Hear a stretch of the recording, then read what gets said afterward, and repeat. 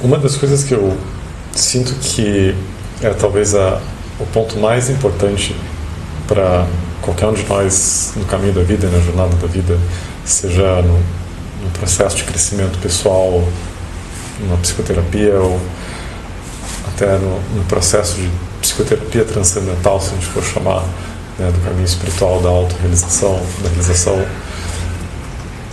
do espírito que vive por trás de todas as coisas, talvez a compreensão de que o sofrimento pessoal, o sofrimento individual de cada um de nós, na verdade não é estritamente pessoal, mas ele reflete a experiência da condição humana mesmo, ele é universal, que talvez os momentos mais difíceis de sofrimento da vida de qualquer pessoa sejam quando você tem a sensação palpável de que você está isolado no teu mundo de problemas, na tua bolha pessoal, nos teus fracassos, nas tuas frustrações, nos teus sonhos não realizados, na experiência da impermanência, no envelhecimento, em tudo que você percebe que tira a tua experiência da vida de você, que são, digamos, as frustrações, as humilhações, o destino, né, os golpes do mundo. A gente pode chamar de várias maneiras, mas eles vêm. Às vezes eles vêm cedo e rápido, às vezes eles demoram mais, mas é sem dúvida a sequência desses golpes ou desses eventos que amadurecem as pessoas. E amadurecer nesse sentido ilusões são perdidas em relação à experiência do mundo. Ilusões, fantasias, projetos. E, por um lado, isso tem um aspecto duro, você vai ficando mais duro, isso tira, digamos, um envolvimento inocente com a experiência da vida que as crianças têm.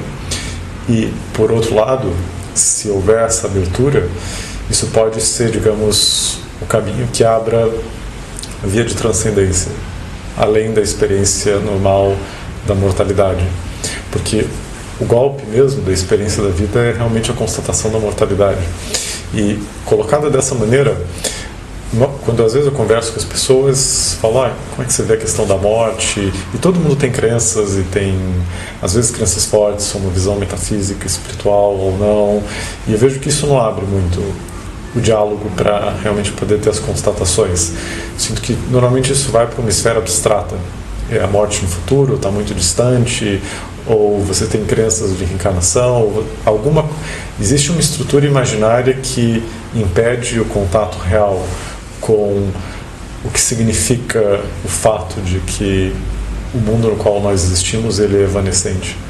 O contato real com as limitações de ser um ser finito mesmo, que é a experiência de você se sentir palpavelmente limitado aqui. Né, os desejos que você não realiza, as possibilidades ontológicas que não se manifestam, tudo aquilo que, quando você chega, digamos, aos seus 60, 70 anos, você pode olhar para trás e sentir que talvez a vida te enganou e que você perseguiu ilusões e que, no final das contas, você estava enganado em relação ao que você imaginava que a vida era, que é uma experiência muito comum quando as pessoas chegam no final da vida, e talvez seja o que realmente faz que a velhice seja um processo muito difícil para a maior parte de nós. Ou seja, não só por questão física, e talvez a questão física como uma consequência psicossomática de um estado espiritual complicado, difícil. Então, a constatação da impermanência, o sentimento palpável de que existe um processo da vida que não coloca a gente em primeiro lugar, em que a gente também vai perecer, isso é uma das chaves para poder ter, digamos, para poder fazer perguntas sérias e que não fiquem apenas numa dimensão imaginária ou numa dimensão intelectual, num estudo ou de exercícios ou práticas ou ideias superficiais sobre evolução pessoal ou iluminação, qualquer uma dessas coisas. Ou seja, enquanto a gente não consegue se encarnar e tomar consciência total disso, qualquer outro tipo de busca é muito vazia. Eu lembro que para mim isso veio quando tinha meus 18, 19 anos e eu comecei a tomar consciência realmente da qualidade trágica das coisas, né? Em determinado período eu trabalhava numa maternidade e aí eu vi os bebês que morriam, por exemplo, E isso me afetou, porque eu pensei que tinham bebês que saíam felizes com seus pais e outros não, e não parecia ter uma ordem que justificasse isso. Ou depois eu via os velhos nos asilos e eu pensava, eu posso terminar como eles, eu posso ser assim, por que eu sou melhor que eles? Por que eu sou melhor que um velho abandonado? Posso? Quem disse que eu vou ser capaz de viver uma vida e não terminar assim? Não tenho nenhuma certeza em relação a isso. E eu sinto que esse tipo de percepção tende a ser um pouco rara, porque a nossa cultura ela nos engana.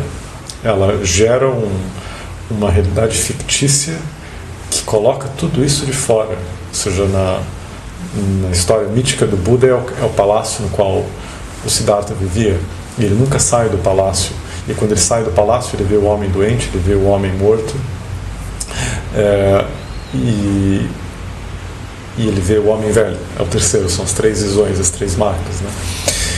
E eu acho que a nossa cultura, o nosso mundo inteiro, ele se constituiu dessa maneira. Ele é como se fosse um grande palácio.